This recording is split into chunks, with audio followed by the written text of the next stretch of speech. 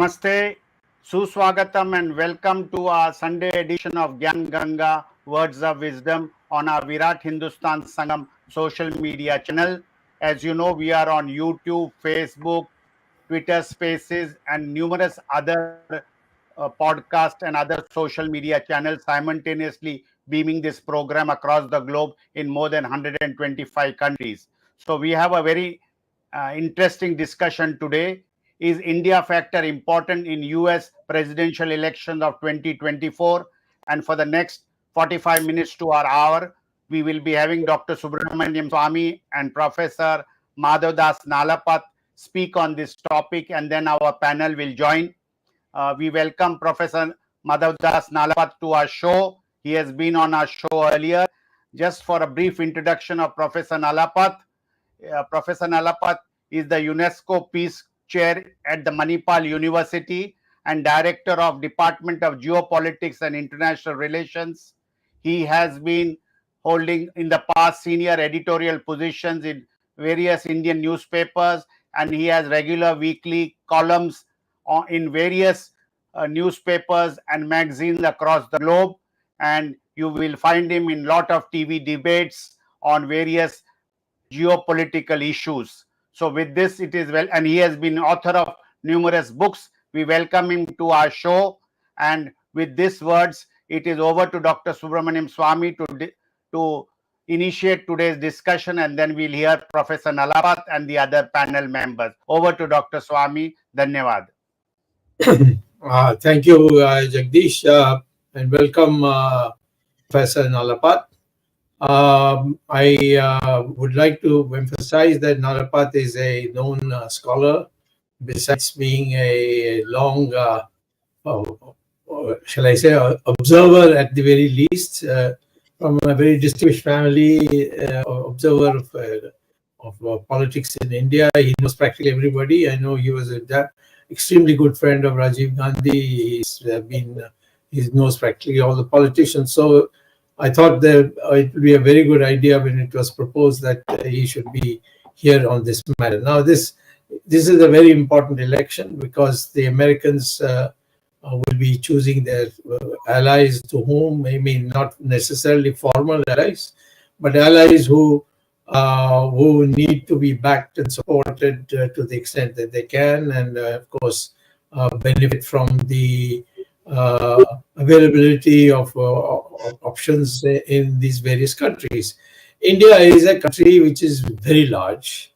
It's now the largest population. It's overtaken China, and it is the third largest in PPP, then a public, principle, based on the prices according to one country. The PPP rate, India is third in the world in GDP, and it's got a series of advanced science achievements. We landed our satellite in the moon. We can produce bombs. We are exploring new ways of developing nuclear fission. So I think India, there's nobody can doubt that in this short 70 years after 1,000 years of butchery and suppression and so on and so forth, India has come up very fast indeed. And it's only a matter of time before India overtakes China. China was a artificial bubble because the Americans gave them so much support in terms of demand for their products, and now the Americans are sort of waned a bit, and consequently China is now is an economy whose growth rate they used to boast of 12% and 14% is now down 5%. Assuming the Chinese data are accurate, they could be even lower. India also, the growth rate that is broadcast by the government is a bit bogus. It's in fact, in the first 5 years of Mr. Narendra Modi's rule, the rate of growth of GDP started declining from 2016. and all the way down to 2020, and it has recovered now. They may say anything in the press and so on, and the press, of course, is now a little pussycat press we have. They can't stand up. It's only these our private television shows and so on, where some truth can come. But so I would say potentially India is a superpower. And if India is also a democracy, it has proved itself to be a democracy. Mrs. Gandhi tried to snuff it out, and she got a beating, and she lost the elections, and the people showed her where she belonged. And no future leader in our country can dare to think in terms of destroying the democracy, and if they do, they'll also end up thrown out of power. So the Indian people, the culture, the long history, so the longest continuing civilization is India. All the others have disappeared. There were 45 civilizations at one stage, and now 44 are gone. They all disappeared. And it's only the Indian civilization which is here. So what I would like to say is that India has the potential to be a mighty friend of China, I say mighty friend of the United States, or any other country, depending on your choice. But my choice today is democracy is in danger all over the world, and therefore the United States being a democratic country, we should align with them. And we have been attacked by China.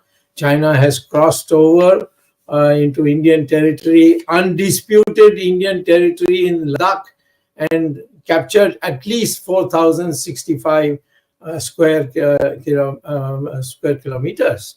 So, and they have done it quietly because the Indian government has kept saying that koi aaya nahi, koi gaya nahi.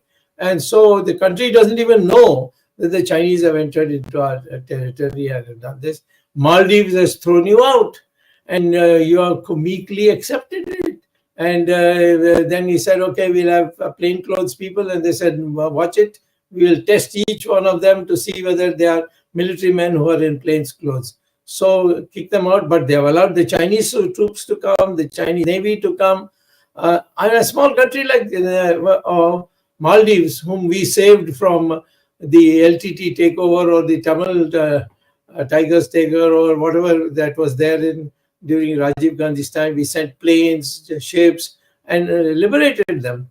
And that is doing Bhutan, which is one of the closest. And suddenly they have said, no, now we don't need India for foreign policy issues.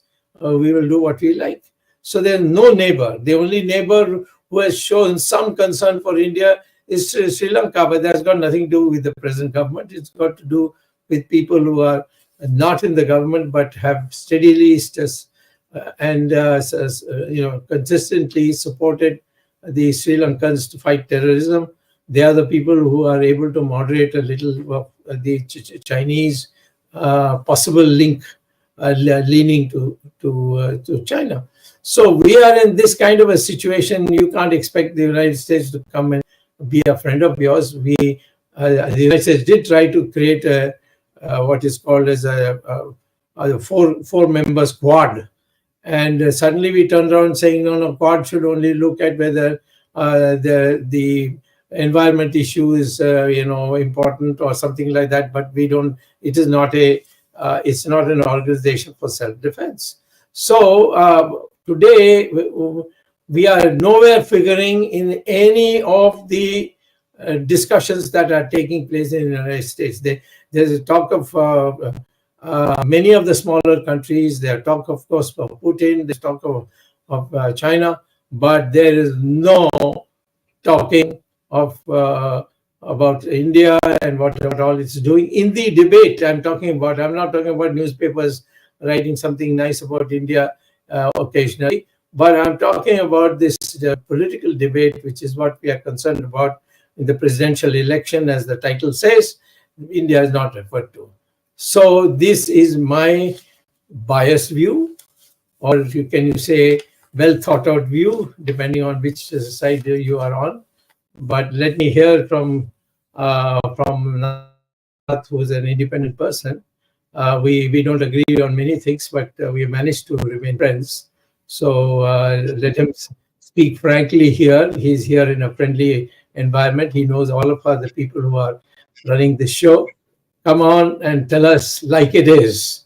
Are we a factor in the United States election proceedings now? Dr. Swamy, it's always difficult to follow you in the sense, the following act, because you always present issues in such a crisp manner. I simply want to say that today is the age of the Indo-Pacific. It was the Atlantic age, and now it's the Indo-Pacific age. It's the age when the threat comes not from the European theater, but from the Asian theater. And I would like to compliment you on the very forthright way in which you have pointed out about Chinese aggression and the Chinese and Xi Jinping's expansionism. And that is a threat facing the Indo-Pacific, facing ASEAN. Now you have what I would call the ASEAN Sea. Somebody somewhere made the mistake of calling it the South China Sea. And the Chinese have now basically taken over that particular sea. It's ridiculous. So from all these points of view, the reality is, look, US needs India, India needs the US. And may I point out that from 2014 onwards, first of all, what happened?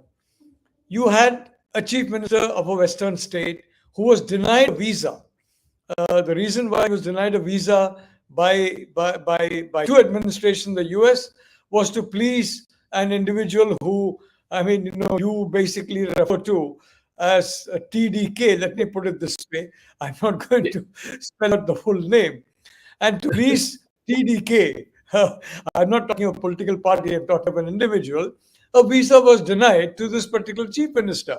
Now, as soon as he got a promotion and became the prime minister, he completely forgot that particular unpleasant episode. Bygones became bygones, and he made the United States a very high priority.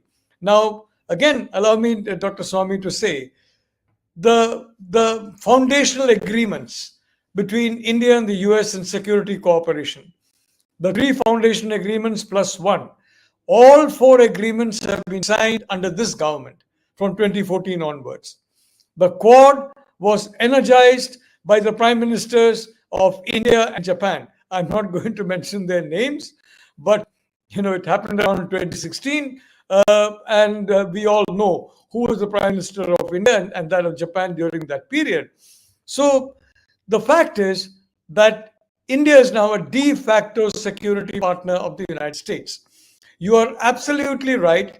There is a significant Sino-Wahhabi lobby in the United States, in various parts of the world, definitely in the United States, and that lobby hates India. That lobby does not want an India-US partnership because that partnership would be very unpleasant for Xi Jinping and the CCP. So that lobby has been working very hard to sabotage, frankly, any kind of good relationship between India and the United States. And I'm sorry to say that many of the people in that lobby are very active in both parties. That lobby has plenty of money. The Wahhabis have plenty of money. The CCP has plenty of money, and they slosh it around. And unfortunately, a lot of people are attracted to money, and they forget everything else in the race for money. So that is going on in the United States. But the reality of the situation is neither the US nor India can ignore each other. As far as this election is concerned, Dr. Swamy, I mean, you have Vivek Ramaswamy. I think Vivek Ramaswamy is a good, Tam Bram. I don't know if we can ever be a good Tam Bram. My paternal grandfather, C.V. Subramanian Iyer, would have been very angry if he had heard that. He was very proud of being a Tam Bram. But I only like to say that you have Vivek Ramaswamy. He's zoomed to the top. You have Nikki Haley. Nikki Haley stood her ground against Donald Trump. And very importantly, you have what I would call a person whom I would call the adopted daughter of India. She's Indian in almost every way except her passport and her ancestry. And that is Tulsi Gabbard. who might, as you tweeted, I would very much like to see Tulsi be appointed by Donald Trump as his vice presidential candidate. If that happens, I can assure you that ticket is going to sweep the polls and Biden is going to lose. Tulsi would be absolutely the best vice president candidate, and in the future will be a brilliant president of the United States, possibly the first lady president of the United States. So I can only say, Dr. Swamy, irrespective of Sino-Wahhabi lobby, irrespective of everything, of all the, and New York Times and Washington Post and Guardian and all kinds of, CNN, BBC, all these propaganda mouthpieces, frankly. Well, the fact is, India and the United States are going to be close together, and there is complete uniformity of opinion in the democratic mainframe. I'm not talking the fringe, I'm talking the mainframe. And in the Republican mainframe, that India and the United States are marching together to secure the Indo-Pacific. Of course, frankly, the Ukraine has been a diversion. It has drawn attention back to the Atlantic, back to Europe, back to the previous Cold War's adversary, Russia, and to some extent, attention away from the current adversary, China, the current theater of geopolitical center of gravity, which is the Indo-Pacific, and the current continent, which frankly is the continent of the 21st century, Asia. But nevertheless, both sides, whoever wins, I can tell you, the relationship between India and the United States is strong de facto. I'm not talking de jure. And you are an amazing individual when it comes to cases. But of course, but I'd like to say de facto, we are strong security allies of each other. We are the two largest democracies in the world. We have a vibrant people-to-people relationship in the 1950s, irrespective of whether it is interrupted by some of our leaders that came after the independence. It is a very vibrant people-to-people relationship that has grown from the people, and that relationship is not going to be diluted. Whoever comes to power in the November election in the United States, the India-US relationship is rock solid and will become stronger. Well, before I ask all my colleagues to express their opinion, with the permission of Mr. Jagdish Shetty, who's the compare here, I want to know that if you are such good friends with the Americans as you point out, how is it that a matter on which where gross human rights are being violated, that is Ukraine, India is on the side of the Russians? How is it that on the issue of Israel, although the 90% of the Hindus in India are supporting of Israel, and the horrid thing that was done by the Hamas, and Israel retaliated, why you go on balancing between them and the Palestinians? And the Palestinians, you see, we are not, nobody's against the Palestinians. We are all against Hamas. And so India should be supportive that the elimination of Hamas is something that India would support, or India would in fact would help. And third thing is that when it comes to any issue like Afghanistan, the Americans have to run away, of course, from there. But after that, we have been trying to mollify the Afghanistanis. We have a undisclosed occupation by China of 4,065 square kilometers. It is not being admitted. Tomorrow, in fact, I'm appearing before the court on Right to Information Act, because when I filed for the Right to Information Act, they did not say we will not give you this information because it's a secret, but they just didn't reply at all three levels. So tomorrow should be a very interesting thing for me. But why is the government afraid of that? What is the difficulty? Why is the government not cultivating our neighbors? They want small things and they're not ready to give. How can you lose to China, Maldives? I just don't understand. These are all indications to show that you may want to have good relations with America because you want to buy and sell something, or you want visas to become easier, which is not, by the way. They're still very tough on India compared to other countries. So this aspect that you just do, this is all talk. What is the action by which you can say we are allies of the United States? We are not allies, or we are just admirers. Then it's a different matter. You just say we are admirers of the United States, but we are not with them. We are not allies. Tomorrow there's an attack on America. We are not going to come to the support of the Americans. In the Quad, it was started as a strategic, for formation, but soon India said, no, we'll talk about environment and this kind of thing. And the whole thing has gone kaput. There's no Quad worth the name anymore. The Americans are having separate agreements with Taiwan, with Japan, and so on. That is going on. But India is nowhere in the strategic side. China has walked into your country and during the Nehru's time and during the Indira Gandhi's time, even during Vajpayee's time, they had taken land. But in Mr. Modi's time, after 17 one-to-one meetings between Xi Jinping being made to wear a dhoti and walk in Mahabalipuram, you may have seen that picture. All that, you find that the Chinese since 2020 have been crawling, have taken over for 4,065 square kilometers. And so you have not uttered a word. Where is this American association, and for what? If everybody is okay with you, then why you need any alliance with anybody? So what's your answer to that? Well, the first point is that both Jaishankar and Rajnath explicitly mentioned China in recent statements. We have seen that.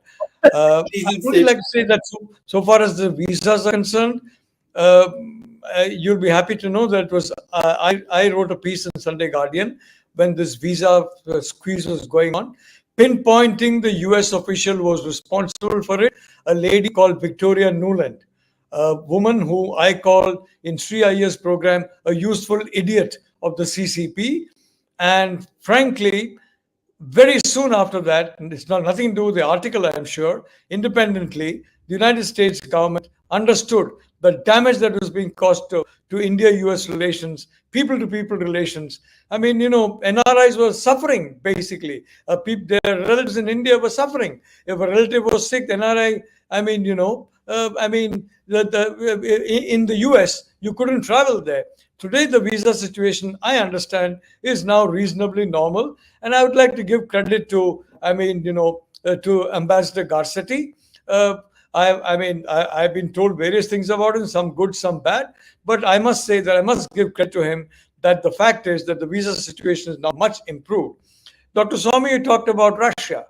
It's interesting that you talked about Russia because just about a week ago, I was the lead on the Indian side for a very major Track 2 India-Russia dialogue conducted in Reva University in Bangalore. That's a beautiful university for more than 40 acres. You have given a talk there. I have given not one, but several talks there. And we had a major dialogue, and we had people from IMEMO, which, as you know, is Vladimir Putin's think tank. Look, the fact is, Russia is half of Europe, half of Asia. Today, our trade with Russia has got, even though the trade in defense is going down, the overall trade has risen by leaps and bounds because we are buying Russian oil at discounted rates. It's extremely helpful to our economy. And we are buying that in very large quantities, very, very large quantities. Secondly, Dr. Swamy, in 2014, again, I'm saying I'm not a Bollywood scriptwriter. I would like to stick to what on the basis of the research that my team does, I do, are absolute facts.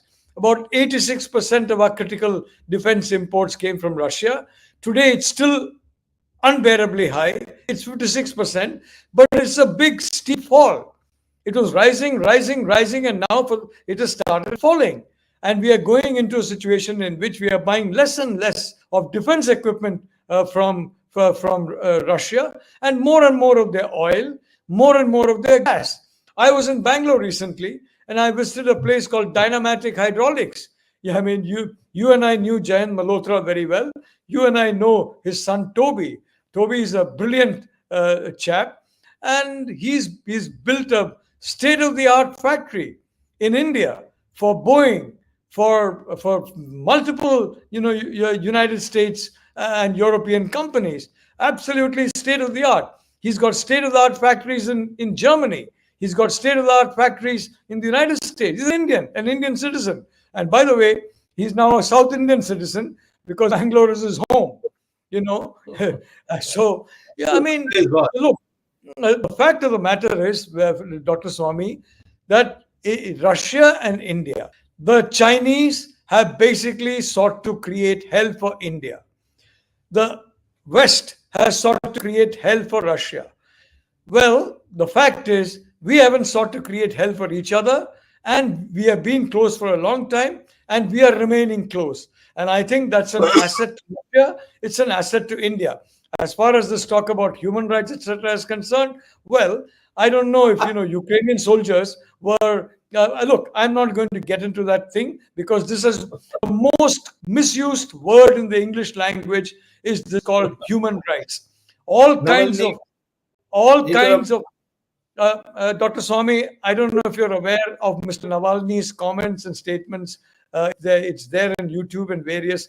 Before he was unfortunately imprisoned, and I'm very certain he died as a result of what happened in jail. But the fact is, I don't believe Putin ordered his death, because the man who has suffered most reputational damage with the death of Navalny is Putin. I can't believe Putin sanctioned it. Some stupid jail authority went too far, and Navalny, unfortunately, very unfortunately, he was, in a sense, yes, murdered by the Russian penal system, but certainly not as United States and UK and everybody is alleging on the instructions of Putin. There's a Russophobia in the West. There's a concentration of attention on Europe and Ukrainians. What about Yemenis, Dr. Swamy? What about Somalis, Dr. Swamy? What about people who are suffering all over the world in Latin America? Why aren't the Europeans and Americans concerned about them as they are about the Ukrainians? What's so special about the Ukrainians that it makes them different from the Yemenis? We're all human beings together. So, Dr. Swamy, frankly, this whole talk about human rights, it's something that, frankly, it is a term grossly misused. I want you to answer this question. You can't bring in Ukraine as an example because Russia has crossed into Ukraine. It's an independent country, a member of the United Nations, and you have taken over their territory. And in fact, you have declared now that you're going to recover it and fully put it together with Russia. So that's a different matter. I don't want to, because others would like. Dr. Swamy, I just want a small comment on that. The fact of the matter is, in 2014, Victoria Nuland was the lead organizer of a coup through what's called the Maidan revolution. And as a result of that, the Russian-speaking, friendly to Russia President Yanukovych was almost murdered. He fled for his life to Russia, and a fanatic Russophobic chap was put as the new president, illegally, if I may say so. After that, Russian language was banned, and the Russian regions were treated as second-class citizens. There's a history behind Ukraine, Dr. Swamy, and that history began in 2014. It did not begin in 2022. All right, last point. After that, we won't disturb you. What about S-400? Why they're not delivering what they promised? They're giving it to the Chinese instead. I would fully agree with you, Dr. Swamy, and please understand that I have repeatedly warned against buying S-400. Repeatedly warned about it. And if I may say so very, very clearly, that I have said that you must downscale your defense procurement, at the same time upscale your trade with Russia, upscale your relationship with Russia, and you're perfectly right. They have given us certain systems, and they're not given us some other systems. They have slowed down deliveries because they are a defense partner of China. And frankly, this has shown that it's dangerous to rely on Russia for matters of defense. But it's not dangerous to rely on Russia for oil and other resources. And may I point out, Dr. Swamy, the South China Sea, the Russian stand is that the UN law of the seas, UNCLOS, operates in the South China Sea. That the same stand as India's, and it is entirely counter to the absurd, crazy stand of the CCP that the South China Sea belongs to China. The Russians say, along with us, South China Sea, it should be governed by international law and not CCP law. Okay. Jagdish. I think Ramesh, being in the United States, has Yes. definitely some questions. Right. I'm itching to go, but anyway, Professor Nalapat, I agree with you 200% of whatever you said. Period. Okay. Now let's come back to the point of what we have today. The topic, Dr. Swamy, is India a factor in the U.S. elections 2024? No. I'll tell you why. At strategically, what Professor Nalapat said, yes, they need a relationship with India, but at a transactional level, India does not figure anywhere. The reason is got nothing to do with India. The reasons are because the Indians in the US, let me tell you, they are by and large the richest ethnic minority in this country, and they have not banded together. And exactly the reason why, as Professor Nalapat said, the Wahhabi Muslim lobby, the Pakistani lobby, every other minority lobby, less than 0.5%, have more voice than the bigger voice that the Indians are. Indians in America have not come up and voiced or come together, banded together to make India a factor in any election. They have not. Zero. That's based on what I know. But again, as Professor Nalapat said, Ravi Ramaswamy and Tulsi are two. I mean, Nikki Haley to some extent, which I don't trust her, but these two people have really brought up what it means to be an Indian American. Especially Ravi, I'm telling you, this guy is super brilliant. His reach among African Americans, Dr. Swamy, is unbeatable. I am telling you, Trump has less reach into the Black Americans, and Ravi Ramaswamy has bigger reach. This is what I see from what I look around. Ravi Ramaswamy is going to be forced to reckon with in the future, and I agree to balance the election, because on the other side you have Biden and you have an incompetent. Incompetent is a wrong word to use for Kamala Harris. We have two. One is a senile guy. One is an incompetent person. So it's a very dangerous combination for America to repeat in 2024. In all practical purposes, I don't think Biden is going to be the nominee. He's going to be replaced by Michelle Obama at any point in time very soon. This is my personal assessment. Coming to Ravi Ramaswamy, he is going to be playing some kind of a role in Trump administration. And I think Tulsi would be an excellent vice president candidate because she's been in the Congress. She's a military veteran. She's very solidly stable in the sense that she is very practical and very balanced person. And she's not a person who would go and take the limelight away from Trump. Sorry to say, Ravi is very aggressive, but I think that Tulsi would be one of the best ticket. Ramesh. His name is Ramesh. He's Vivek. Vivek. I'm getting confused. I'm sorry, I'm getting confused. I was reading something else. Okay, so Vivek Ramaswamy is going to be a force to reckon with. I'm sorry about that. Sorry about folks. I just got excited.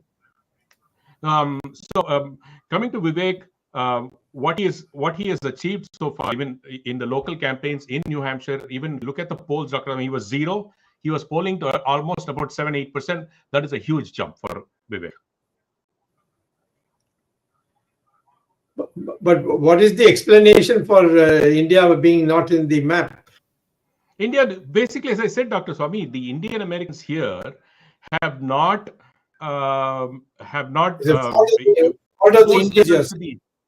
Indian Americans.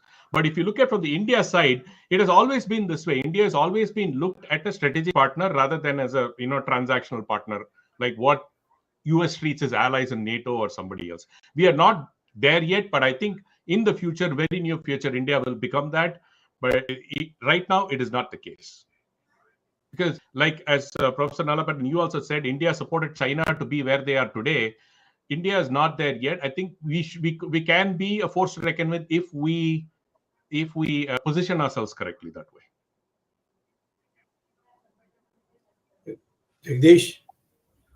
No, there's a question from the viewer. which is on the screen, and I'll ask this question to Professor Nalapat, Dr. Swamy, and Ramesh. The question is, who will be better suited for India? In short, that is what is saying. Who will be Bharat friendly amongst the two likely candidates, that is Trump and Biden? Professor? No, Dr. Swamy first, please. Yeah. Okay. I would say that if Trump is there, he will be very close to Putin, and which means that India would have to be pro-Soviet, pro-Russian, continue to be pro-Russian, as it's in the case of Ukraine and other matters. Now, if you don't like Ukraine, that's a different matter. But the fact is that we will have to continue to go back to the old days of when the Soviet Union was there, of saying yes to everything in international affairs, to which the Russians say, because the connection of the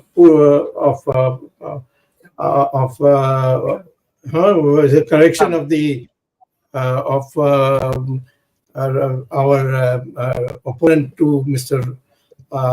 President of the United States, he is very deep connections with Putin, not Russia, but with Putin. And you have to trace it. The Americans have traced it, but they're not publishing it. And I think he will not be in your support when the chips are down. So I would think that it's better for us to stick with we have very little leverage, but I think it's where we must ensure that our relations with Biden continues to be as good as before. Yeah. Look, first of all, I don't buy this conspiracy theory that Donald Trump is in the pocket of Vladimir Putin. That's been bandied about all over the place. And of course, there's another conspiracy theory that Joe Biden is in Xi Jinping's pocket.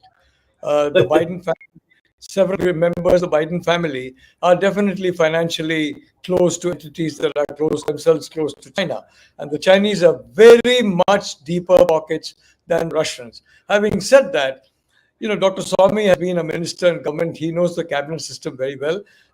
I have not even been, a clerk in the government, so I would have nothing. But look, look, it has not happened, and I'm not going to talk about it. But the fact is, the president of the United States is one man, and what he does is significantly impacted by the kind of staff that he has, by the kind of people he chooses, and by the kind of people others whom he trusts choose for him. So only when you come into a full assessment of the top tier and the middle tier of the administration can you find out exactly what the situation is going to be. Victoria Nuland was middle tier, and the woman wreaked havoc. As a useful idiot of China in destroying India-US relations, she wreaked havoc. And today, for example, as far as Ukraine is concerned, if Ramesh knows the internet very well, and he can check. From the beginning of this war, I said, for God's sake, Mr. Zelensky, end it now, because you are going to suffer hell and you're not going to gain any territory. And that's precisely what has been happening over the last 2 years. The Ukrainians have really suffered hell, and Nuland has been disgraced. So her strategy was, let's roll back Russia. We can get into Moscow. We'll finish off Vladimir Putin. Well, you had a lot of talk about finishing off Vladimir Putin. Some people said Putin is horribly unwell. Some people said he's this, he's that. There's going to be a coup. Look, he's around and he's very strong and he's going to win the next election. So Victoria Nuland had to go because she was dead wrong about Putin, dead wrong about the Ukrainian resistance to the Russian assault in 2022. And the assault that was caused basically the Russians thought the Ukrainian army was going to march into those parts of Ukraine that have been taken over by the Russian-speaking people. And there was a perception that Ukraine is going to join NATO, which is going to, if that happens, there will be a war between Russia and NATO. And this myth about Article 5, that all NATO countries stand together, will collapse. If Russia, for example, were to attack even Poland, forget the Baltics, Do you think France is going to lob a nuclear weapon on Russia? The British are going to lob it. Joe Biden is going to lob it. Donald Trump is going to lob. No way. This whole Article 5 is a myth. And this mess that's been created in Ukraine is leading the world closer to the catastrophe of that myth being tested. Having said that, I'd like to say, look, it doesn't really matter because fundamental interests in the US and India align. I agree with Ramesh's hint. We have to be close to the Western world. We have to be close to the Europeans. We have to be close to the South Africans. We have to be close to ASEAN. We have to be close to the Middle East. And we are close to the Middle East. Prime Minister Modi went to the UAE. He was greeted as a brother by one of the most visionary leaders in the world, Mohammed bin Zayed. Bin Salman, MBS. Salman in Saudi Arabia, Mohammed bin Zayed, the UAE, he was greeted as a brother by him. Narendra Modi is a good friend of Mohammed bin Salman, who has transformed Saudi Arabia by removing Wahhabism. The first Al-Saud to remove Wahhabism. The Arab world is changing. India is changing. United States is changing. And all these changes are taking place. ASEAN. The relationship with ASEAN is excellent, in large part because of the aggressive, expansionist nature of China, which you, Dr. Swamy, have brought out in many ways. And I congratulate you for that. So the fact of the matter is that whoever is in power, it doesn't make a difference. If you ask me personally, if Tulsi Gabbard is made the vice presidential candidate, I would go with Trump. And secondly, it is not Kamala Harris's fault that she is in this situation.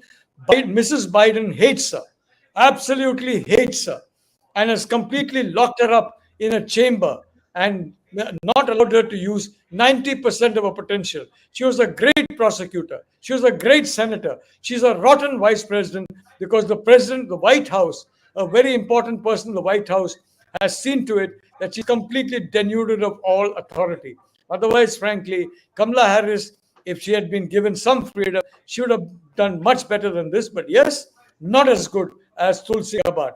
Look, Nikki Haley, she's her ancestors are from my country. But on Ukraine, Haley is completely in line with the Europeans. And I would like to say that those Americans who think that they're Europeans and who act like Europeans and who act like Europe is center of the world, Nikki Haley has joined that club for her own political survival or whatever. But that's a mistake, quite frankly. But in my view, if Tulsi Gabbard is made, or even Vivek Ramaswamy is made the vice presidential candidate, I would back Donald Trump as president. Second, lastly, Dr. Swamy, Biden has been sentenced to jail for such a long time. It's disgusting the way they're using the DOJ against Biden's opponent. But if Donald Trump lands in jail, the man will win in a landslide in the 2024 November polls. Okay. Again, viewers, sorry, I used Vivek Ram. I know Vivek Ramaswamy's name wrongly. Sorry about that, Vivek. It is Vivek Ramaswamy. I want to apologize for that. Professor Nalapat, one good thing happened is that at least this Nuland is out. She resigned yesterday, so thankfully the disaster is at least to some extent mitigated to right now. Dr. Swamy, again, I do not buy this Trump is in Putin's pocket theory at all, because this was a theory floated by Guardian, a pure left-wing newspaper, total nonsense. There's absolutely no credibility whatsoever. This was floated not today or yesterday. This was 2021. If it was 2021, the Democrats could have taken it and proven it somewhere. They could not, because there is nothing in that thing. It's just nonsense, and somebody is spewing up some theory, and there is absolutely no backing to it. Because if that was the case, these 3 years, the Democrats could have taken it and run with it. They have not, because they have nothing whatsoever to back up that story. So the Trump-Putin thing, I don't believe it at all. And coming back, again, as Professor Nalapat said, either if it's Vivek or if it's Tulsi, it is going to be beneficial for India, because there is some relationship that we can build based on that. I think India would far more benefit from these people than anything else.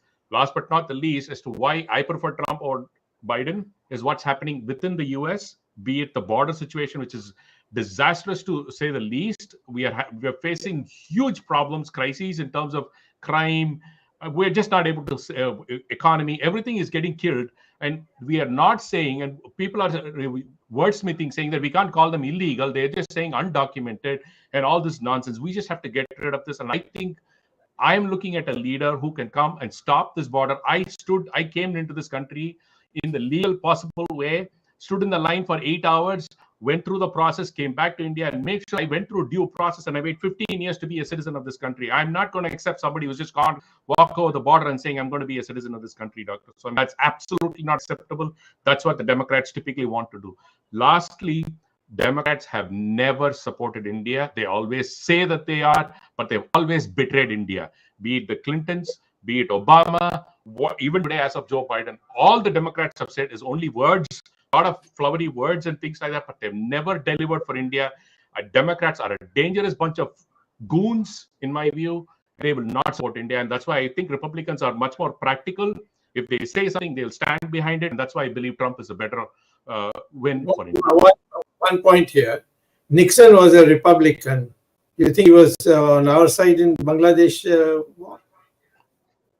Dr. Swamy, when Nixon was president, where India was and where India today are night and day. So we can't compare them together. What I'm trying to say is, in today's situation, when India was, we had the Nehruvian ideology and all that nonsense that was going on, I'm not bothered about that anymore. Where we are today is where India stands today, be in economy, be it military, be it everywhere, every sphere that we take, India is way ahead of most of the Western countries, even most of the European countries, be it in space exploration. I think India should be pragmatic about it and look at it this way. And I do not, for the life of me, think, because if Biden wins in 2024, it's going to be Obama 3.0.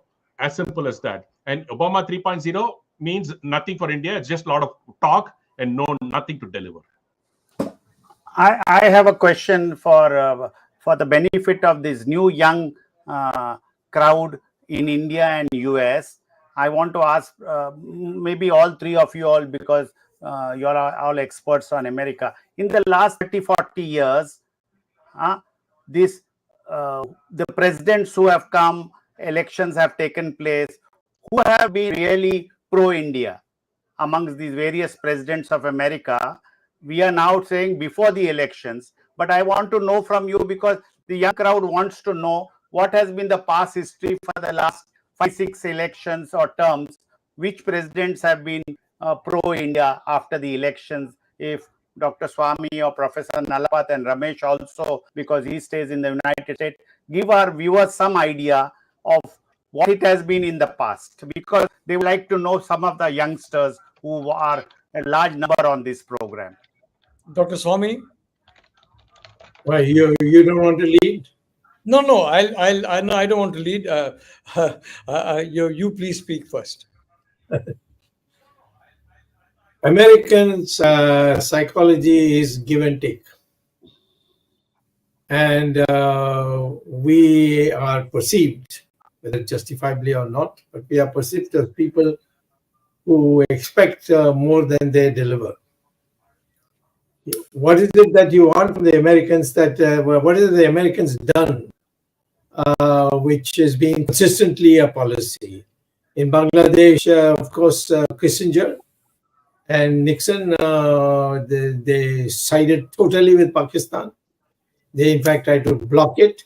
And I must say, even in the last moment, the Soviet Union wanted India to stop further advance in Dhaka. It was that Jewish Indian General Jacobs, who disregarded the advice from Mrs. Gandhi's cabinet by saying that, I didn't hear it because there was no electricity, so the teleprompter was not working. And he went and captured Dhaka. So when the Americans sent the 7th Fleet to the Bay of Bengals, it was recorded, and it's in one of my books on India Himalayan Challenge, which has been a bestseller. In that, when the Americans sent the 7th Fleet into the Bay of Bengal, the Soviet Union told India, and I was at that time, by the way, very much active in this whole thing with Jayaprakash Narayan, told us very clearly, no further because the Americans will use the nuclear weapons and we can't retaliate for that. So then when Mr. Moraji Desai came also, we had the same problem when Moraji decided to not only have friendship with the Soviet Union, but with China, because China under Deng Xiaoping was taking a very moderate line. They wanted to be friends with India. They opened Kailash Mansarovar route at my suggestion. But Kosygin came all the way to India, spoke on Indian television saying that the Chinese will betray you and you owe us for all that we have done to stand by you in the past. Because Morarji Desai ignored it. But the fact is that all these questions of what country does and not, I would go by this. You want something from the United States, then learn to give something. And the United States can give you a lot because of their technology, because of their educational facilities, and so many other things. And what is it that they want from you? They want you to support them in key policies, not on everything. But we are not doing that because of the fact that we are under pressure from Putin, and we do oblige him when he puts pressure on us. Yeah, I would only like to say that Clinton and Nixon, in my view, were the two viscerally anti-Indian presidents. Clinton was absolutely obsessed with snatching away Kashmir and in India denuclearizing and basically abandoning our space technology. The man was toxic where India was concerned. Nixon was openly toxic. Clinton was basically outwardly friendly, but actually he was deeply toxic. So far as S-400 is concerned, even before that, there's a US 95,000-ton carrier called Kitty Hawk. It was actually sold for scrap by the United States Navy. Long before it was sold, I wrote, I think it was in Washington, in a Washington newspaper, and it was picked up in India, that the Kitty Hawk should be transferred free of cost to India, like the USS Trenton was. Because it will be a great way of building up our Navy free of cost. Well, the Pakistan lobby in the Pentagon, at that time it was very strong. Even now, you have seen the kind of mess that was made in Afghanistan. That's because that very strong Wahhabi lobby, and the Pakistan lobby is part of that Wahhabi lobby. Well, they sabotage that entire Kitty Hawk thing. Now, S-400, Dr. Swamy, I publicly said, no S-400. You remember that, both in television as well as in my writing. And then the question that was asked to me was two things. One, I said, we'll get sanctioned. My friends in Washington basically misled me.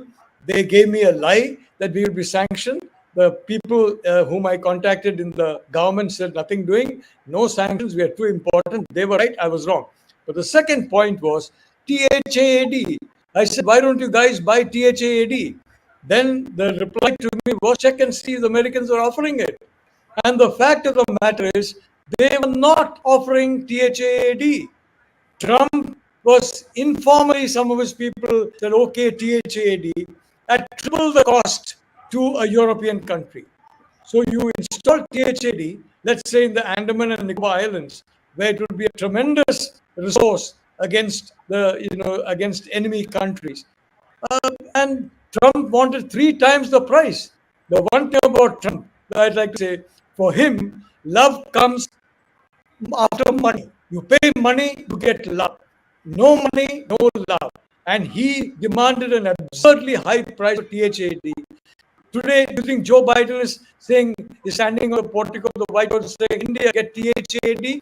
America should give it free of cost because it's good for America, essential for America. But neither Trump nor Biden did that. So the fact is, I argued for THAAD, which was not available to India. So they said, what option do we have? We have to buy the Russian S-400 because that's the only option we have. The Americans are giving us no other option. And that is the reality. The problem with some people in America, either because the side of Wahhabi, they hate India, or they're so fond of dollars that they'd like bankrupt our country even though we are emerging as a very strong global force in favor of the democracy. Absolutely, there's no question about it. So I'd like to say, Dr. Swamy, about S-400, I'd like to say there was no alternative but buy S-400. If the Americans had given us Kitty Hawk, they had given us 20 naval battleships. The Americans have But you have mounted got it. battleships for pennies. I have one- They could have given that. You have got S-400. You have not. It has been passed on to the Chinese, saying that they have a problem on this and problem on that. We have still Look, not got any. Dr. Swamy, Except one. you're speaking to a converted. I was opposed to the deal from the beginning completely, and I Okay. pointed out precisely this. So I've been totally opposed to S-400, but the fact is there was no option. The Americans didn't offer us an option. Trump informally offered us an option. I don't know whether they spoke on behalf of Trump or not. 3 times the cost that they were charging Europeans. And I didn't know Europeans are even poorer than the Indians. I didn't know that. But they were offering it to us at 3 times the price, which is really ridiculous. And till today, they don't realize the value of India. They don't realize the value of joint activity with India. All they're concerned about is dollar bills. One quick point. Ramesh. Nalapat. Yeah, okay, Yeah, point. Ramesh, yeah, but I wanted to know which American president, after being elected, has been in the last few decades friendly towards India. Just your views when you go back. Trump. Zero. In my view, a No, little bit I Trump, mean- because he also loves the favorite. Let me tell you why. Because he loves crowds and all those things. At the end of the day, if Trump had a second term, I think India would have benefited, and that's what I'm aiming to do. But as coming to Kitty Hawk, Professor Nalapat, the US government sold it to scrap for 1 cent. Exactly. And India bought Russian warship for $2.3 billion. Exactly. So you go where the priorities are. So Americans are frustrated, purely frustrated, that they don't know as to why Indians are not engaging with the US more tightly, because India wants to pussyfoot everywhere. Oh, I want to be friends with China. I want to be friends with Russia. I want to be friends with this guy, that guy. I want to be friends with everybody. That doesn't work. I think if you have a Ramesh, don't go by the media thing on this. The fact is that in a lot of confidential discussions, for example, we had a track together with the Russians. 90% of that is deeply confidential. 90% of what's happening in America is confidential. Please, Ramesh, please understand one thing. There are people in the United States administration, whether Republican or Democrat, who want to help China, who don't want India and America to work closely together. I They're agree. opposed I to agree. that kind of thing. But And why? it's not just India, let's be honest. And India, we have gone a long way. If you say we have gone the extra mile, the Americans need to go at least the extra half mile. But Professor Nalapat, but why? Because Indians have not cultivated that relationship like the Chinese or even the That's a Sino-Wahhabis. different thing. You're right. We don't have, for example, a civil society envoy to the United States. We have officials and retired officials, and who deal with officials or retired officials. And when they deal with civil society, they deal with them as officials or retired officials. We till now don't have a special envoy of civil society, belonging to civil society. We don't have somebody like Henry Kissinger. Never. We have only officials, retired or serving. And that is a problem in India. This complete, till today we have that problem. We have to reach out to civil society in the United States. For that, you need people in civil society. You can't rely on officials and retired officials. And we need that wing of our diplomacy. I hope that in the third term of Prime Minister Modi, that will be implemented. Arvind If there is that. Before we wind up, Arvind, your last comments. Yeah, in fact, I was listening to all the wise men in this debate so far, and I had some problem with my camera, so I could come early. And I have one very important point to make, and that point is, why are we considering Indian Americans as a vote bank for either Trump or Joe Biden? In India, we have vote banks, and they're wooed by different political parties because of the serving their interests. But Indian Americans are not a vote bank. None of the parties in the fray are going to serve them as a vote bank. So first of all, let us not treat them as a vote bank. Indian Americans are divided. They are pro-Biden, they are pro-Trump. We have seen in the last 2 elections as well. Of course, Trump claimed that more Americans voted for him when he was elected, and similarly Joe Biden did that because of Kamala Harris. But first of all, do we have opinion makers among Indian Americans? The opinion makers are politicians themselves. And the second type of opinion makers that we have are IT professionals, Satya Nadella, Sundar Pichai, Arvind Krishna, those who are heading the large corporates. But these large corporates people who are so-called opinion makers for Indian Americans are self-interested. They are only interested in their corporations. They're not even pro-Indians. Now, Jagdish had asked this question, and the viewers had also asked this question, that has there been any precedent or any candidate? And in future, I would say, is whether it is Kamala Harris, whether it is Nikki Haley, whether it is Vivek Ramaswamy, none of them are going to be pro-Indian just because they have an Indian history or they have some past Indian connection.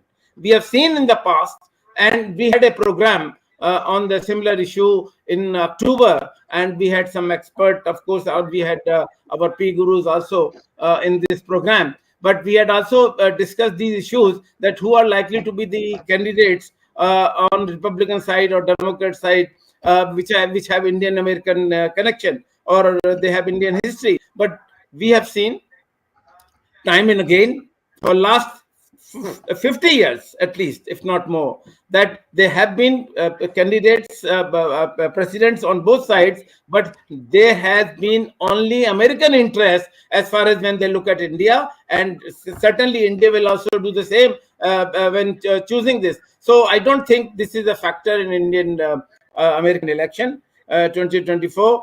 Minor switch here and there may affect the election or may not affect the election, but whether they will be pro-Indian or India will get benefited by these tilts, I doubt about this. Arvind, it is also time for us to wrap up the program, unless our guests, Dr. Swamy and Professor Nalapat, want to have the last few words of the topic. No, Professor? I just want to say that I'm delighted to participate in Gyan Ganga.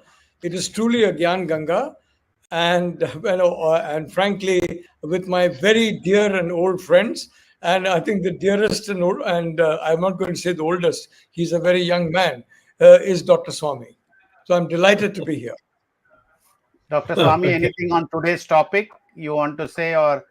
No, I think the thing that should enter the mind of all Indians is, if you want to deal with America, as a minister also, you remember, Jagdish, you were part of the in the ministry. You held a position when I was a minister, and so did Arvind Chaturvedi. At that time, when we were short of money, and we were about to declare bankruptcy for India because of what VP Singh had done, and we inherited. At that time, the Americans assisted us to get $2 billion. $2 billion. Yes, yes, concessional terms.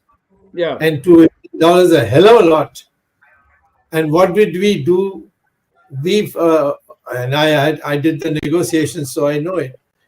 We promised them, when they made a request, that their aeroplanes, their jet planes from Philippines traveling to Saudi Arabia can refuel in India.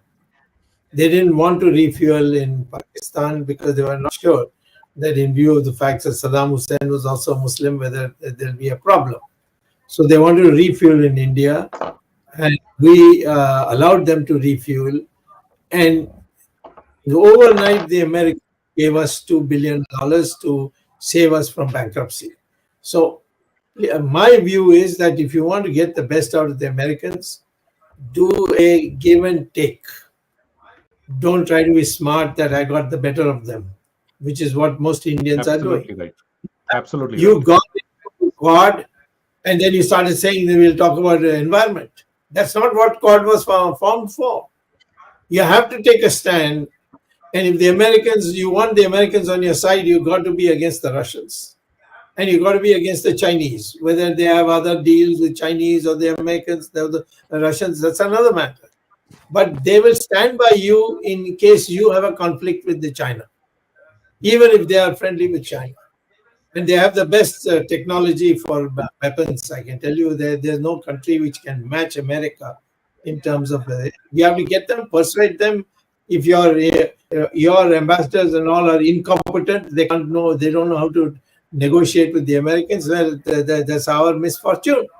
But the fact is that the Americans have it, and you have to bargain with them by give and take, or by arguments, and you can get what you want. Like we got for just refueling, we got $2 billion, which is now $20 million in today's prices. You see, so that's what I'm saying. Give and take. Don't sit on the high horse and say, well, I deserve better if you want my friendship. Very good point, Dr. Swamy. Excellent point. Arvindji, quick point, note, just as a statistical value, Indian Americans, about 78% are still Democrats. Only 22% supported Trump. Before that, before Trump came, 2020, they about 72% voted. And before Trump came, the number of Indian Americans voting for Republicans was less than in single digits. So there is a significant growth amongst Indian Americans supporting Trump. So I think in this coming elections, hopefully they will turn around. But in general, most of the Indian, they are quite a big population, Arvindji. But the problem again is they are not banding together. As you said, are they a vote bloc? Yes, they are. But they don't behave like one. They say, okay, so in certain states they are more important, but not in all the states. All of them are blue states, no? New Jersey, California, Illinois, in the Northeast, most of the Indians are. It's all given by default. Before even the election's over, we say it's going to the Democrats. That's where the difference is. We have to make our voice heard. I think that is going to change in the next maybe in the next decade or so, because a lot of Indians are moving to the south, into Texas, Florida, Georgia, and these areas, and they're going to be red belts, and maybe it will be a significant change. This is not now, but I think in the future, as of today, that's where they are. I hope more Indian Americans read the tea leaves or read the Bhagavad Gita and get clarity saying that Democrats are not going to help them.